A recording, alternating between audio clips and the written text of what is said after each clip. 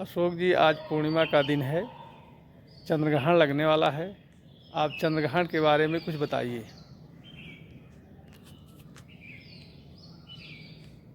धन्यवाद।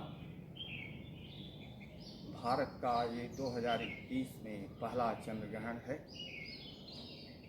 और ये भारत में उप छाया के रूप में दिखाई पड़ेगा। बाकी जो है कुछ पूर्ण रूप से ये विदेशों में दिखाई पड़ेगा। ये दोपहर जो है 2:17 से 7:19 तक रहेगा। और चंद्र ग्रहण तभी होता है जब पूर्णिमा तिथि आती है और एक महीने में दो पक्ष होते हैं, कृष्ण पक्ष और शुक्ल पक्ष। प्रथमा द्वितीया तृतीया चतुर्थी पंचमी से लेकर लास्ट डे कृष्ण पक्ष का अमावस्या होता है और शुक्ल पक्ष का लास्ट डे ये पूर्णिमा होता है और उसी पूर्णिमा के दिन चंद्र ग्रहण होता है। लेकिन चंद्र ग्रहण तभी होता है जब सूर्य, पृथ्वी और चंद्रमा तीनों एक सीध में होते हैं। और जब एक सीध में नहीं होते तो पूर्णिमा भले ही हो लेकिन चंद्र ग्रहण नहीं होता। यही कारण है कि हर महीने की पूर्णिमा को चंद्र ग्रहण नहीं होता। जब वो तीनों एक सीध में होते हैं तो चंद्र ग्रहण होता है। और चंद्र ग्रहण में सूर्य और चंद्रमा के बीच पृथ्वी आ जाती है। और आप जानते ही हैं कि पृथ्वी 365 सही 1/4 दिन में सूर्य का एक चक्कर लगाती है, परिक्रमा करती है। और चंद्रमा जो है ये पृथ्वी की परिक्रमा करता है 27.3 दिन में।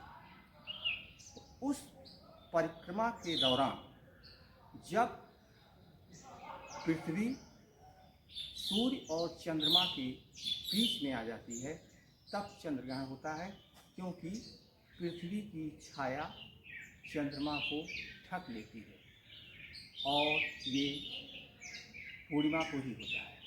और चंद्र ग्रहण या सूर्य ग्रहण 3 प्रकार के होते हैं। एक आंशिक होता है, एक पूर्ण होता है और एक जो है उप छाया होता है। ये जो उप छाया चंद्र ग्रहण होने जा रहा है इसमें सूर्य और चंद्रमा के बीच पृथ्वी होगी चक्कर लगाने के दरमियान, लेकिन तीनों जरूरी नहीं कि एक सीध में ही हो।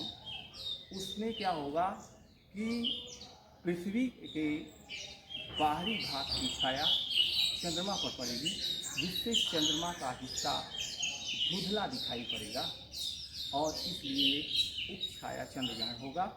और ये हर जगह दिखाई भी नहीं पड़ेगा, कुछ हिस्सों में दिखाई पड़ेगा, कुछ विदेशों में दिखाई पड़ेगा। और इसमें कुछ सावधानियां भी बरती जाती हैं, जैसे सोना नहीं चाहिए, सोने से व्यक्ति रोगी होता है। मूर्तियों को स्पर्श नहीं करना चाहिए। शुद्ध सात्विक स्नान करके साफ सफाई से रहना चाहिए।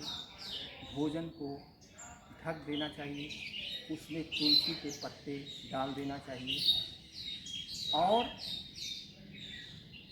जहाँ तक हो सके आप बैठे बैठे ही, चलते फिरते ही अपने इष्ट देव का